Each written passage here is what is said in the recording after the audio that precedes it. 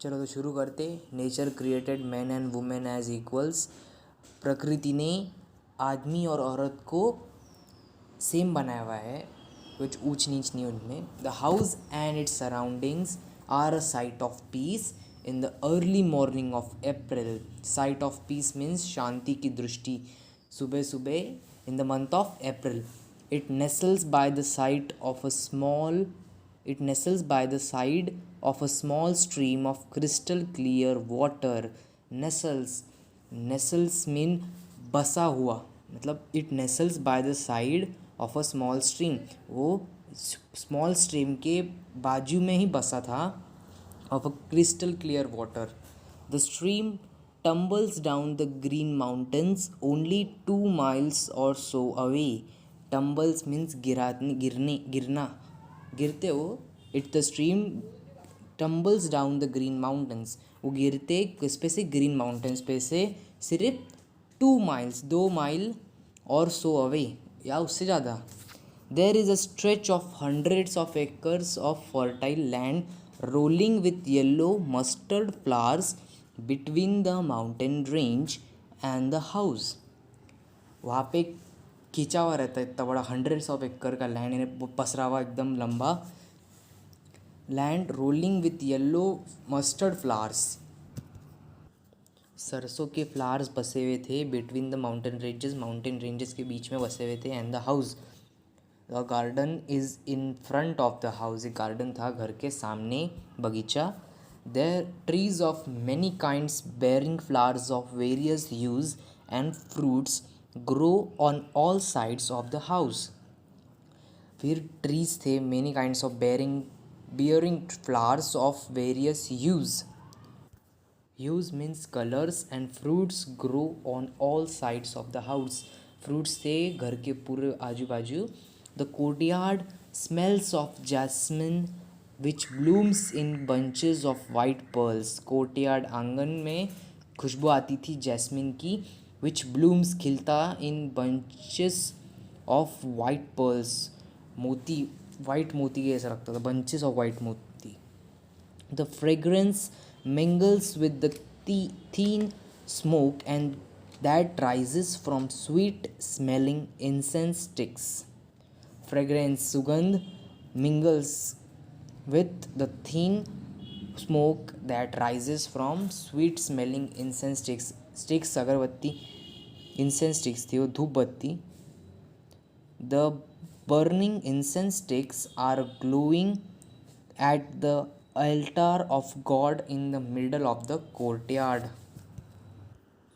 Altar means वेदी of God is in the middle of the courtyard, आंगन के बीच में। Ashangbi is in her reading room and is busy writing an article. She is in a middle-aged mother of 3 children and a journalist and women's rights activist. Ashangbi is in her room and is busy writing an article, वो उसकी room में थी, reading room में, और busy थी article लिखने में। She is a middle age mother, beach middle age, ज़्यादा उम्र भी नहीं थी उनकी, मदर थे 3 बच्चों के। And a journalist and a women's rights activist, journalist थे वो एक कार्यकर्ता थी, जर्नलिस्ट थी। और Lanthoi her youngest daughter enters the room, Lanthoi उनकी सबसे यंग बच्ची थी, एंटर्स द रूम के अंदर आती। She is an intelligent girl today, she looks thoughtful and she takes a seat by her mother's side. वो एकदम होशियार लड़की है और आज वो एक विचार में थी। And she takes a seat, वो बैठती मम्मी के बाजू में उसके।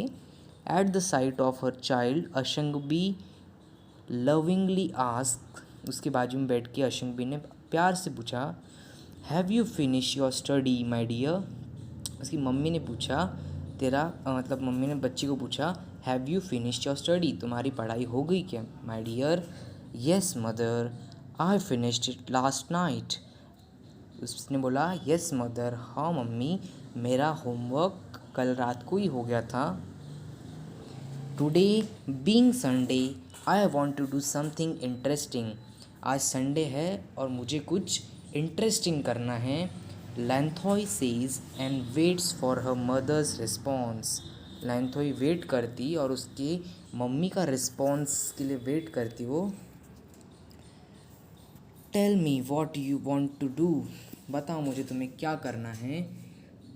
अशंगबी ask her quite amused. Mother, tomorrow I am going to represent the Sairoy Lily House as a speaker in a symposium at our school. Lanthoi थोड़ी अम्यूज थी यानी quite खुश थी. Mother, tomorrow I am going to represent, मैं represent करने वाला हूँ, represent करने वाली हूँ the Sairoi Lily House as a speaker. Sairoi Lily House जो है उसको रिप्रेजेंट करने वाली है as a speaker in a symposium at our school. Symposium means संगोष्ठी. The topic is God created men and women as equals.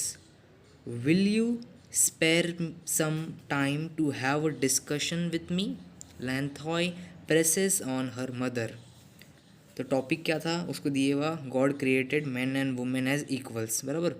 Will you spare some time to have discussion with me. थोड़ा time दोगे क्या मेरे साथ discussion करने के लिए.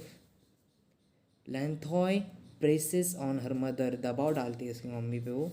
लैंथॉय had just had a discussion with her father on the topic. Tomba, her father, is a husband supportive of the activities of his wife and a loving father.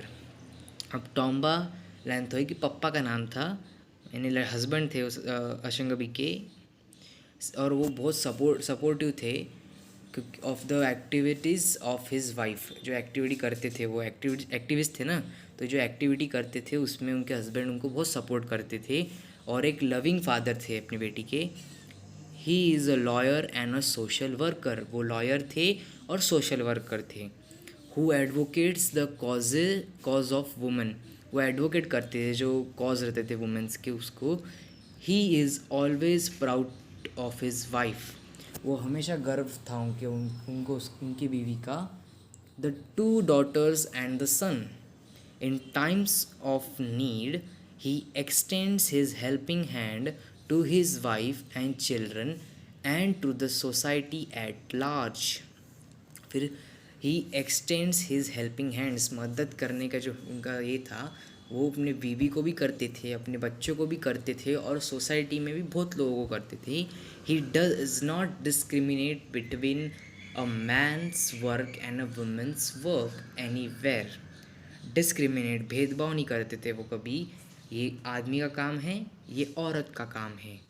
He shares equally with his wife in doing the household chores like cleaning, washing, cooking and feeding the children. Chores means काम में, household काम like cleaning साफ सफाई, कपड़े धोना, खाना बनाना, and feeding the children बच्चों को खाना खिलाना. Had he not shared in these activities in the way he does, क्या वह इन गतिविधियों में उस तरह से साझा नहीं करता था जैसे वह करता है. His wife would not have been a successful professional. उसकी वाइफ अगर वो ये सब नहीं करता था तो उसकी वाइफ एक सक्सेसफुल प्रोफेशनल नहीं बनती. He wholeheartedly believes in equality irrespective of class, religion and gender. वो पूरे दिल से बिलीव करता है इक्वालिटी में, irrespective of class. वह इन क्लासेस में भी ये नहीं करता था वो, irrespective of class, first class, second class, low class, high class, वैसे religion and gender. In his discussion with his daughter, he laments over the great injustice done on women in the society. Laments, विलाप, over the great injustice, अन्याय done on women in the society. Society में जो अन्याय होता है औरतों पे वो. Telling her, my dear child, the world is still full of inequalities. We have to find a way to bring equality between man and women. Inequality means असमानता, equality समानता. Her father's words are still ringing in the ears. जो बात उसके पापा ने बोली थी वो उसके कान में फिर गुंज रही थी उसके कान में। Lanthoi, in the years of लैंथॉय।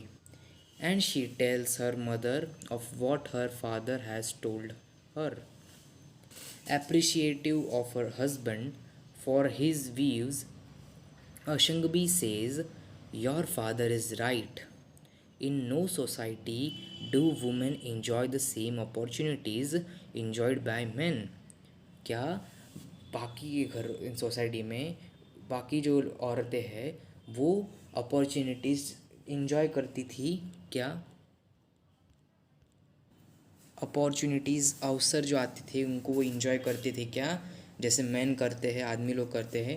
It is because of your father that I feel no difference or inequality at home.